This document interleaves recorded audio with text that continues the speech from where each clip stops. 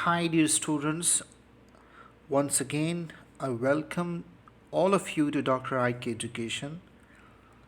Dear students, आज हम एक बहुत ही इम्पोर्टेंट टॉपिक के बारे में डिस्कस करने जा रहे हैं दैट इज़ कॉल्ड ओजोनिलिसिस रिएक्शन. ये एक ऑर्गेनिक रिएक्शन है और इसके कुछ प्रैक्टिस प्रॉब्लम्स भी हम लोग परफॉर्म करेंगे. So today's topic is ozonolysis reaction. In the later on, we will discuss about the beauty of the reagents. You can see in the blue shade we have ozone O3 and Me2S or zinc slash H2O versus ozone and H2O2. हम discuss करेंगे कि इन दोनों के बीच में क्या वो beauty है, क्या ब्यूटी एग्जिस्ट करता है और ये दोनों रिएजेंट्स किस तरीके से प्रोडक्ट की फॉर्मेशन को अफेक्ट करते हैं and what type of product we get when we provide ozone against the double bond. So it depends upon the reagents in the last stage जो यूज्ड होंगे. Like in this case, Me2S are zinc H2O and H2O2. So we will discuss simply the beauty of these reagents कि क्या होगा आखिर में. So we will discuss later on. अभी हमारा focus है ओजोनिलिसिस रिएक्शन पे. Ozonolysis reaction, you can see in on the screen we have a very simple alkene. हमारे पास एक alkene molecule है इस केस में, and the doubly bonded carbons are carrying the methyl groups. Okay, हमने इसके साथ रिएक्ट करवाया ओजोन को O3 को और CH3S की मौजूदगी में, and we are getting the carbonyl compounds, means acetone, acetone, two molecules of acetone in this case. Let's discuss the plausible mechanism of this reaction कि ये कार्बोनिल कंपाउंड्स, कीटोन्स या एसीटोन्स हमें हासिल कैसे होते हैं. ये स्टेप वाइज इसकी एक्सप्लेनेशन को डिस्कस करते हैं. You can C in this case ozone O3 ये डाईपोलर फॉर्म में एग्जिस्ट करता है. ठीक है, डाईपोलर फॉर्म में एग्जिस्ट करता है. The middle one oxygen is carrying the positive charge while the one terminal oxygen is carrying the negative charge. और इसके रेजोनेंस स्ट्रक्चर आप बना लोगे. बिकॉज एक चीज़ जहन में याद रखिए, whenever oxygen carries the single bond, इस पर नेगेटिव चार्ज रहता है, और अगर ऑक्सीजन के 3 बॉन्ड होते हैं तो पॉजिटिव चार्ज कैरी करता है, और 2 बॉन्ड के साथ ऑक्सीजन बिल्कुल नॉर्मल. ओके, जब इनका सामना अल्कीन के मालिक्यूल के होता है तो क्या होता है. देखिए एरो पे मैंने लिखा है 1,3 डाईपोलर साइक्लिक एडिशन रिएक्शन.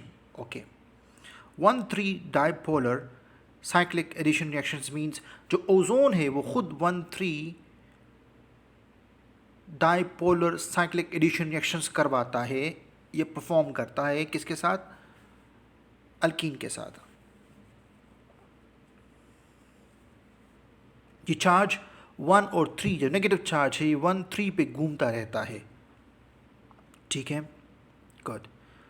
अब आप देख सकते हैं कि जो टर्मिनल ऑक्सीजन है जो नेगेटिव चार्ज कैरी कर रहा है वो अटैक करता है इस डबली बॉन्डेड कार्बन पे जो कि अल्कीन वाला है.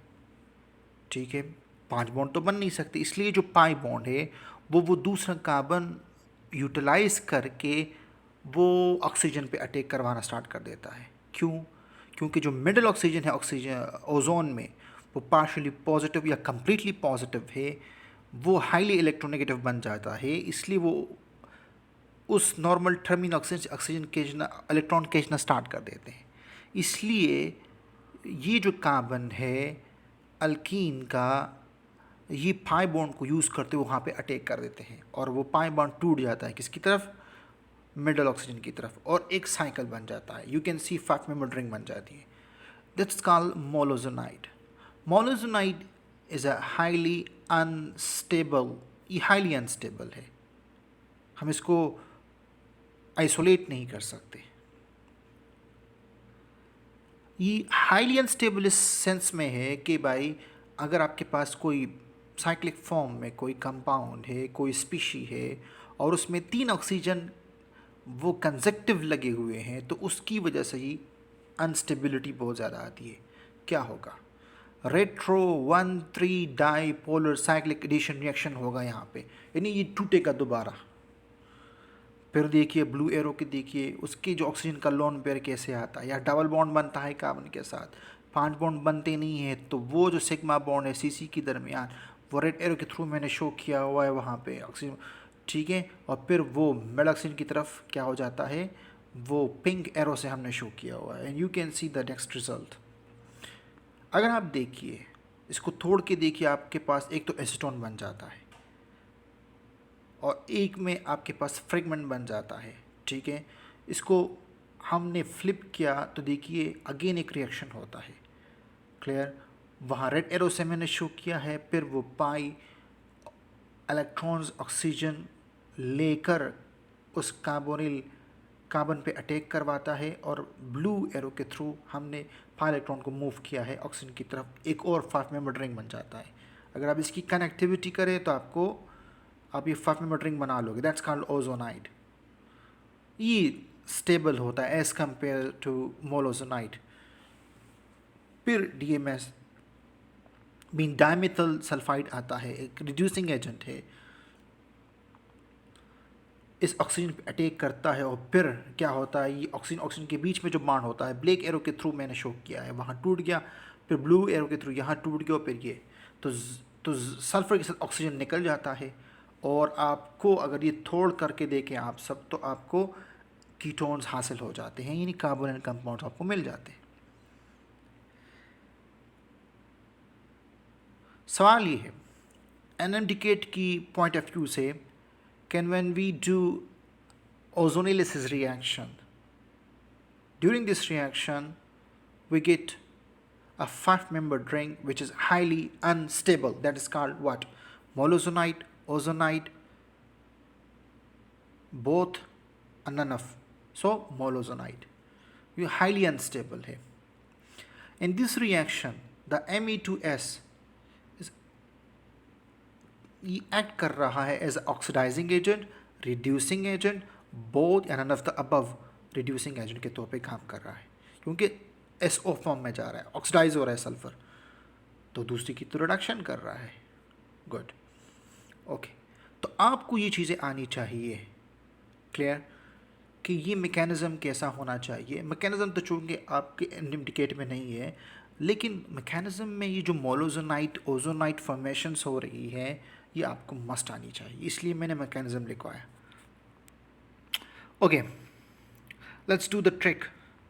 ट्रिक सिंपल है, जो पाई बॉन्ड उसको बीच में से तोड़ दो, ठीक है, और एक को भी ऑक्सीजन दो, दूसरे को भी ऑक्सीजन दो। आप यूँ देख सकते हैं कि प्रोडक्ट इसके कैसे बन सकते हैं।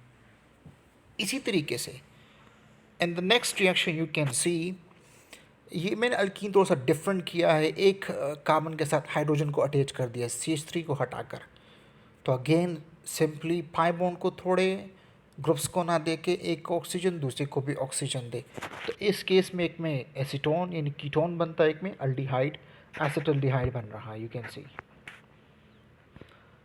लास्ट वन में देखिए again we have a double bond, थोड़े एक एक को ऑक्सीजन दे, बात ख़त्म। So it means that the formation of ketone or aldehyde totally depends upon the alkene molecule, that one type of groups this alkene is carrying.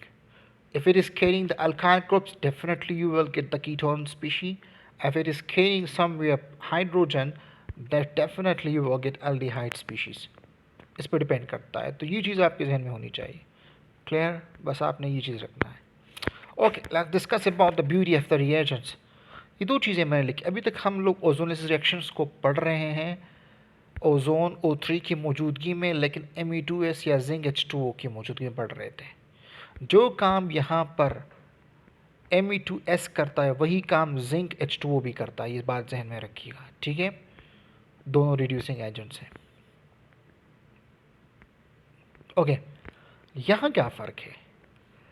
अगर आप देखिए इस अल्कीन को इस स्लाइड पे, तो हमारे पास ये एक कीटोन यानी एसीटोन बनता है और एक आपके पास अल्डिहाइड बन रहा है, ठीक है। अब मैंने Me2S को चेंज किया H2O2 एक ऑक्सीडाइजिंग एजेंट पे, या KMnO4 या H2O2 एक ही चीज़ है। अब हमारे जहन में ये होता है, स्टूडेंट यहाँ कंफ्यूज होते हैं, NMDK वाले सुने, खान कोल के सुन ले इस बात को, ठीक है। अब if they made some little changes in the second step, instead of Me2S they have written H2O2, so आपका प्रोडक्ट चेंज होगा डेफिनेटली चेंज होगा। यहाँ देखिए, अगर आप देखिए तो एक्सपेक्टेशंस आपकी ये जो ऊपर प्रोडक्ट्स है, अगर आप वो टिक करते हो तो गलत। बाई जहन में रख के छोड़ना है, ऑक्सीजन तो देना है, लेकिन जहाँ पर अल्डिहाइड बनने के चांसेस होते हैं, जैसे यहाँ पे है एसिटल्डिहाइड बनता है, तो aldehydes are more reactive towards H2O2 and KMnO4, ये फर्दर रिएक्ट करते हैं और अपने आप को एसिड तक लेके जाते हैं। तो अल्डिहाइड के पोर्शन को आपने एसिड में लेके जाना है, रेड में मैंने आपको दिखा दिया है। सो ये देखिए, ये फ़र्क है मेन, ठीक है। ग्रिप कैसे करना है, H2O2 एंड Me2S किस तरीके से ओजोनलिसिस के रिएक्शन को, वो उसके प्रोडक्ट को वो क्या कर रहा है, डिक्टेट कर रहा है कि अल्डिहाइड बनेगा कि एसिड बनेगा। इट डिपेंड्स कि आपने वर्कअप स्टेप में ये रिड्यूसिंग एजेंट यूज़ किया है कि ऑक्सीडाइजिंग एजेंट यूज़ किया है। अगर रिड्यूसिंग एजेंट है definitely you will get the aldehyde, और अगर ऑक्सीडाइजिंग एजेंट है तो आपको एसिड मिलेगा। क्लियर? बस इस बात को आप ध्यान में रखिए, ठीक है।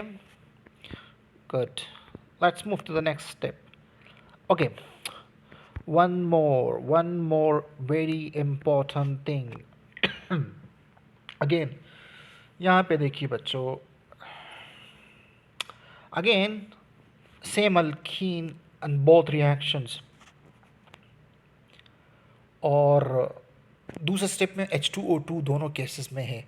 तो अभी तो सर आप बोलोगे या पूछोगे कि आपने कहा कि जहाँ अल्डिहाइड बनने के चांसेस होते हैं उसको एसिड में लेके जाओ, ठीक है, आपने एक रिएक्शन वो लिख किया। लेकिन अब अगर आप ऑरेंज वाले रिएक्शन को देखें तो मैंने यहाँ पे कार्बन डाइऑक्साइड शो किया है। The correct one is carbon dioxide, not the upper one that in which we are getting the formic acid, because क्या बात हुई फिर अब, expectations against reality या versus reality। देखिए जो सिंपली टर्मिनल आपके पास अल्कीन होगा, टर्मिनल अल्कीन यानी ऐसा कार्बन जिसके साथ डबली बॉन्डेड हो और उसके साथ दो H और H, तो फार्मल्डिहाइड बनने के चांसेस थे या फार्मिक एसिड बनने के चांसेस थे। लेकिन लेकिन लेकिन ये बात ज़रूरी जहन में, रियलिटी क्या होती है कि अगर आपके पास टर्मिनल अल्कीन है तो फिर वो कार्बन, ठीक है, क्या कह रही है, वो कार्बन डाइऑक्साइड में जाता है, वो कार्बन डाइऑक्साइड में जाता है। वो फार्मल्डिहाइड इतना रिएक्टिव होता है, वो अपने आप को फार्मल्डिहाइड की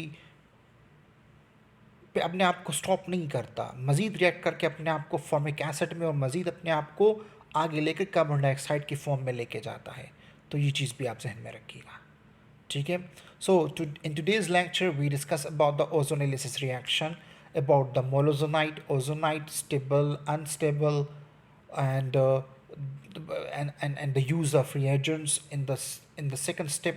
For example, if we are adding the Me2S या zinc H2O तो फिर प्रोडक्ट क्या होती है, और जब हम H2O2 डालते हैं तो फिर प्रोडक्ट क्या होती है, और फिर H2O2 की केस में भी अगर आपके पास टर्मिनल अल्कीन है, so what type of product you will get, ये भी आप इसको भी आपने ग्रिप करना है, ठीक है।